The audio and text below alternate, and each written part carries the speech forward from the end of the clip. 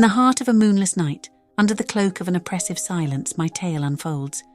A tale so harrowing that even the bravest souls dare not whisper its name. It began on an evening that seemed no different from any other, yet it was the precursor to a series of events that would forever haunt the corridors of my mind. My daughter, Amelia, was the light of my life, a beacon of joy in a world that often seemed too dim. Her laughter was the melody that filled our home, her smile the sunshine that dispelled the shadows. But fate, with its cruel and unyielding grip, snatched her away from this mortal realm, leaving behind nothing but a void that consumed me day by day. The accident was swift, merciless in its execution. One moment she was there, and the next she was a memory that refused to fade, clinging to the very essence of my being. In the wake of her departure, a profound silence enveloped our home, a silence so deep it was as if the world itself had ceased to exist. But then the weeping began. At first, I thought it a figment of my grief-stricken mind, a cruel trick played by the depths of my despair. Night after night, the sound of her crying pierced the silence, a haunting reminder of the life that had been so abruptly torn from me. I searched every corner of our home, desperate to find the source, but found nothing. The weeping seemed to emanate from the very walls, a sorrowful lament that knew no end. Driven to the brink of madness, I sought solace in the one place I had been avoiding, the cemetery where my beloved Amelia lay at rest. Under the cover of darkness, I made my way to her grave, the cold marble of her headstone gleaming faintly in the moonlight. With trembling hands and a heart heavy with sorrow, I pleaded with her to find peace, to cease her weeping and allow me to do the same. But the weeping did not stop. It followed me home, a spectral companion that refused to be left behind. The sound grew louder, more insistent, as if fueled by my visit to the grave. Sleep became an elusive phantom, fleeing at the mere hint of the weeping that filled the night. In my desperation, I turned to the arcane, delving into ancient texts and forbidden knowledge in search of a way to silence the weeping that tormented me. I performed rituals of protection, spoke incantations meant to banish spirits, but to no avail.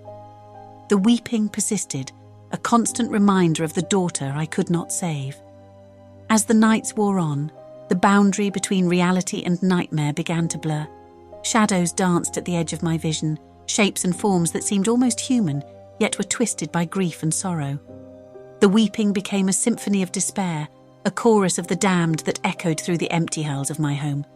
In a moment of clarity, or perhaps madness, I realized the truth. The weeping was not coming from Amelia. It was emanating from me, a manifestation of my own grief and guilt. I was the source of the haunting, the architect of my own torment. With this revelation, I returned to Amelia's grave, not as a supplicant, but as a father seeking forgiveness. I spoke to her of my love, my regret, and my unwavering desire to find peace for both of us. As the first light of dawn crept over the horizon, the weeping ceased, replaced by a silence that was both profound and healing.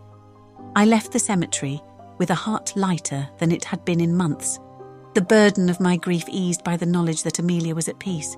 The weeping had stopped, not because I had silenced it, but because I had understood its source and faced it with an open heart. My tale is one of sorrow, of a love that transcends the boundaries of life and death. It is a reminder that grief, though a spectre that haunts us, can also be a path to understanding and acceptance. In the depths of my despair, I found a semblance of peace, a peace that I carry with me as I navigate the winding road of life, without my beloved Amelia by my side.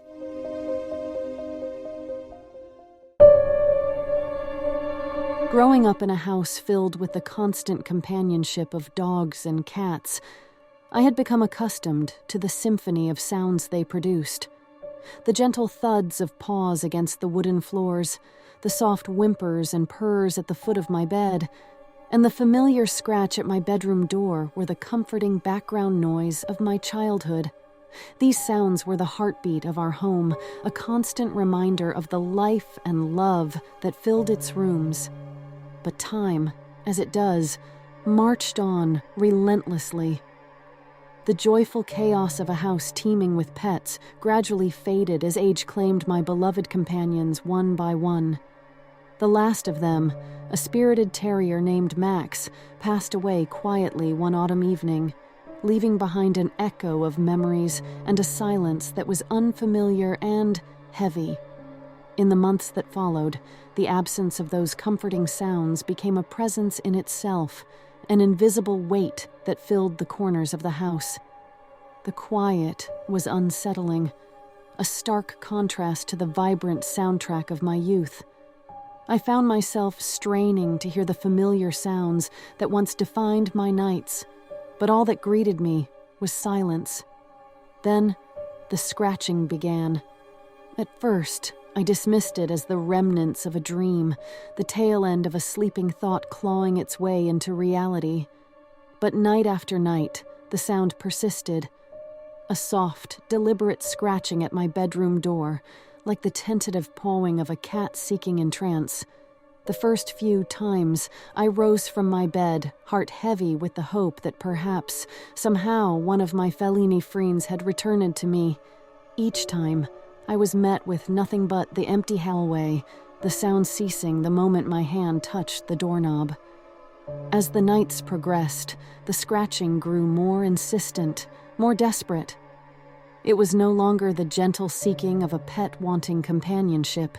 It had taken on a frenzied quality, as if whatever was on the other side of the door was not merely asking for entry, but demanding it.